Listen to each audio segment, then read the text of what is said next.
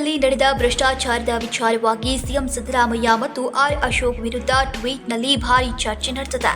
63% ಭ್ರಷ್ಟಾಚಾರ ಇದೆ ಅಂತ ಉಪಲೋಕಾಯುಕ್ತರು ನೀಡಿದ ಹೇಳಿಕೆ ಈಗ ಭಾರಿ ಟ್ವೀಟ್ ವಾರ್ಗೆ ಕಾರಣವಾಗಿದೆ. ಕರ್ನಾಟಕದಲ್ಲಿ ಭ್ರಷ್ಟಾಚಾರ ನಡೆದಂತಹ ಬಗ್ಗೆ ಉಪಲೋಕಾಯುಕ್ತ ಬಿ ವೀರಪ್ಪ ಅವರು ನೀಡಿದ ಹೇಳಿಕೆ ರಾಜಕೀಯ ವಲಯದಲ್ಲಿ ಭಾರಿ ಸಂಚಲನ ಸೃಷ್ಟಿಸಿದೆ. ಅದರಲ್ಲೂ ಮುಖ್ಯಮಂತ್ರಿ ಸಿದ್ದರಾಮಯ್ಯ ಮತ್ತು ವಿರೋಧ ಪಕ್ಷದ ನಾಯಕ ಆರ್ ಅಶೋಕ್ ನಡುವೆ ನೇರ ಟ್ವೀಟ್ ವಾರ್ಗೆ ಕಾರಣವಾಗಿದೆ. ಇದು ಬಿಜೆಪಿಯ ಪಾಪದ ಗಂಟು. ಆಗ ಯಡಿಯೂರಪ್ಪ ಅಧಿಕಾರದಲ್ಲಿದ್ರು ಅಂತ ಸಿಎಂ ಸಿದ್ದರಾಮಯ್ಯ ತಿರುಗೇಟು ಕೊಟ್ರೆ ಅದಕ್ಕೆ ಪ್ರತಿಯಾಗಿ ವಾಲ್ಮೀಕಿ ಹಗರಣ ಸೇರಿದಂತೆ ಹಲವು ಅಧಿಕಾರಿಗಳ ಆತ್ಮಹತ್ಯೆ ಪ್ರಕರಣ ಸೇರಿದಂತೆ ಕುರ್ಚಿ ಬಿಡದ ನೀವು ಲಜ್ಜೆಗೇಡಿಗಳು ಎನ್ನುವ ತನಕ ಟ್ವೀಟ್ ಮಾಡಿ ಆರ್ ಅಶೋಕ್ ಅವರು ಕಿಡಿಕಾರಿದ್ದಾರೆ.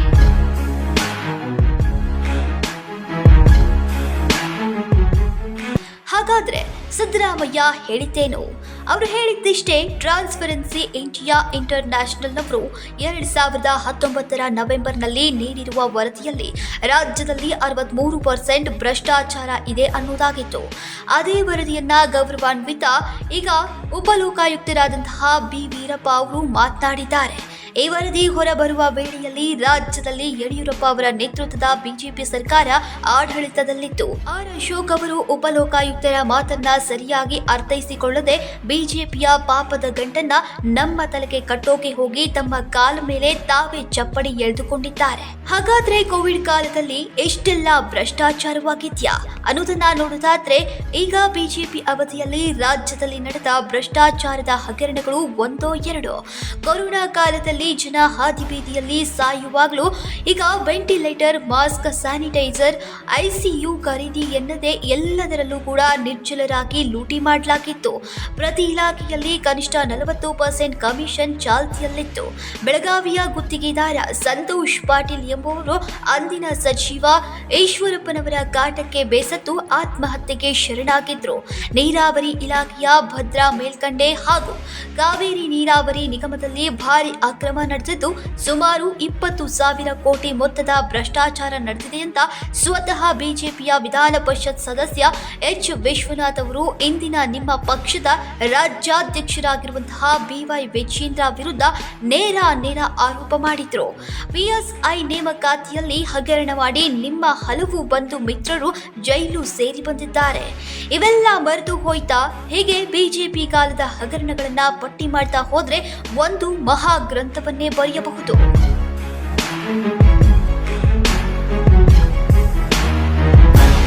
ಹಾಗಾದ್ರೆ ಆರ್ ಅಶೋಕ್ ಹೇಳಿದ್ದೇನು? ತಡರಾತ್ರಿ ನೀವು ಅದನ್ನ ಲೋಕಾಯುಕ್ತ ವರದಿ ಅಂತ ಸುಳ್ಳು ಹೇಳಿದ ನಂತರ ಈಗ ಅದನ್ನ ಟ್ರಾನ್ಸ್ಪರೆನ್ಸಿ ಇಂಟರ್ನ್ಯಾಷನಲ್ ವರದಿ ಅಂತ ಸದ್ದಿಲ್ಲದೆ ತಿದ್ದುಕೊಂಡಿರುವುದು ಸಂತೋಷದ ಸಂಗತಿ. ಆದ್ರೆ ಈಗ ಕೆಲ ಸತ್ಯಾಂಶಗಳನ್ನ ಸ್ಪಷ್ಟಪಡಿಸೋಣ. ನ್ಯಾಯಮೂರ್ತಿ ಬಿ ವೀರಪ್ಪ ಅವರು ಉಲ್ಲೇಖಿಸಿರುವ ಟ್ರಾನ್ಸ್ಪರೆನ್ಸಿ ಇಂಟರ್ನ್ಯಾಷನಲ್ ವರದಿಯು ನವೆಂಬರ್ 2019ರಲ್ಲಿ ಬಿಡುಗಡೆಯಾಗಿತ್ತು. ಆದ್ರೆ ಅದು ಹಿಂದಿನ ವರ್ಷದ ಭ್ರಷ್ಟಾಚಾರದ ಕುರಿತು ನಡೆಸಿದ ಸಮೀಕ್ಷೆಯಾಗಿತ್ತು. ಇದರ ಅರ್ಥ ಆ ವರದಿಯ ದತ್ತಾಂಶವು 2018ರ ಅವಧಿಯನ್ನ ಪ್ರತಿಬಿಂಬಿಸುತ್ತೆ. 2018ರಲ್ಲಿ ಕರ್ನಾಟಕದ ಮುಖ್ಯಮಂತ್ರಿ ಆಗಿದ್ದವರು ಯಾರು ಅಂತ ಆರ್ ಅಶೋಕ್ ಅವರು ಟ್ವೀಟ್ ಮಾಡಿದ್ದಾರೆ.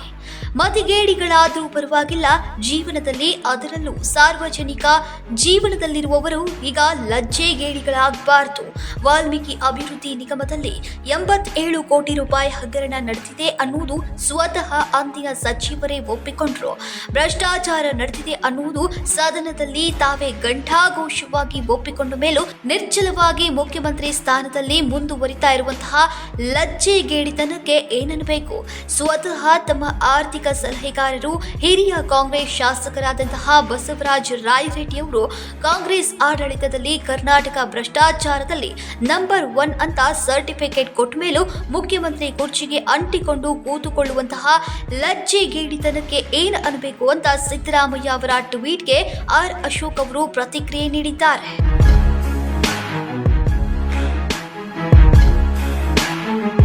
40% ಕಮಿಷನ್ ಅಂತ ಹಸಿ ಸುಳ್ಳು ಹೇಳಿ ಅಪಪ್ರಚಾರ ಮಾಡಿ ಮತದಾರರ ದಿಕ್ಕು ತಪ್ಪಿಸಿ ಅಧಿಕಾರಕ್ಕೆ ಬರುವ ಲಜ್ಜೆಗೇಡಿತನಕ್ಕೆ ಏನನ್ನಬೇಕು?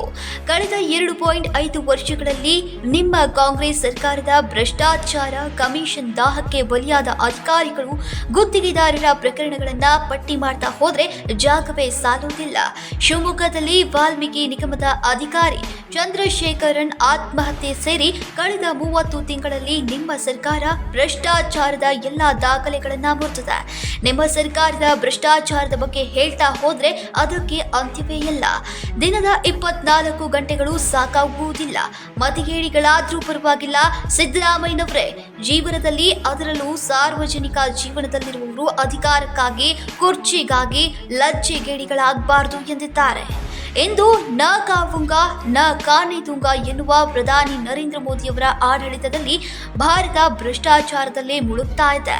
ಇದಕ್ಕೆ ಟ್ರಾನ್ಸ್ಪರೆನ್ಸಿ ಇಂಟರ್ನ್ಯಾಷನಲ್ನವರು ಬಿಡುಗಡೆ ಮಾಡಿರುವಂತಹ ಜಾಗತಿಕ ಭ್ರಷ್ಟಾಚಾರ ಯುಕ್ತ ದೇಶಗಳ ಪಟ್ಟಿಯಲ್ಲಿ ಭಾರತ 96ನೇ ಸ್ಥಾನದಲ್ಲಿರುವುದು ಸಾಕ್ಷಿ. ಮೊದಲು ಆರ್ ಅಶೋಕ್ ಅವರು ತಮ್ಮ ಪ್ರಧಾನ ಸೇವಕರ ಬಳಿ ಭಾರತದ ಈ ದಯನೀಯ ಸ್ಥಿತಿಗೆ ಕಾರಣ ಏನು ಅನ್ನೋದನ್ನ ಪ್ರಶ್ನೆ ಎತ್ತಲಿ ಅಂತ ಸಿದ್ದರಾಮಯ್ಯನವರು ಆಗ್ರಹಿಸುತ್ತಾರೆ. ಗೌರವಾನ್ವಿತ ಬಿ ವೀರಪ್ಪನವರ ಮಾತುಗಳನ್ನ ನಮ್ಮ ಸರ್ಕಾರಕ್ಕೆ ಅನ್ವಯಿಸಿ ಹೇಳುವ ಆರ್ ಅಶೋಕ್ ಅವರ ಮತಿಗೇಡಿತನಕ್ಕೆ ಏನನ್ನಬೇಕು? ನಮ್ಮ ಸರ್ಕಾರದಲ್ಲಿ ನೇಮಕಾತಿಯಿಂದ ಹಿಡಿದು ವರ್ಗಾವಣೆಯವರೆಗೂ ಎಲ್ಲವನ್ನ ಪಾರದರ್ಶಕವಾಗಿಸುವಂತಹ ಯಾವುದೇ ರೀತಿಯ ಹಣ, ಅಧಿಕಾರದ ದುರ್ಬಳಕೆಯಾಗದಂತೆ ತಡೆಯುವ ಪ್ರಯತ್ನ ಜಾರಿಯಲ್ಲಿದೆ. ಆರ್ ಅಶೋಕ್ ಅವರೇ, ನೀವು ಮಾಡಿರುವ ಬ್ರಹ್ಮಾಂಡ ಭ್ರಷ್ಟಾಚಾರವನ್ನ 2.5 ವರ್ಷದಲ್ಲಿ ಸ್ವಚ್ಛ ಮಾಡುವುದು ಅಸಾಧ್ಯ. ಸ್ವಲ್ಪ ಸಮಯ ಕೊಡಿ, ಎಲ್ಲವನ್ನ ಸರಿಪಡಿಸ್ತೇವೆ ಅಂತ ಟ್ವೀಟ್ ಮಾಡಿದ್ರು. ಇದಕ್ಕೆ ಆರ್ ಅಶೋಕ್ ಅವರು ಸಹ ಕೌಂಟರ್ ಕೊಟ್ಟಿದ್ದಾರೆ.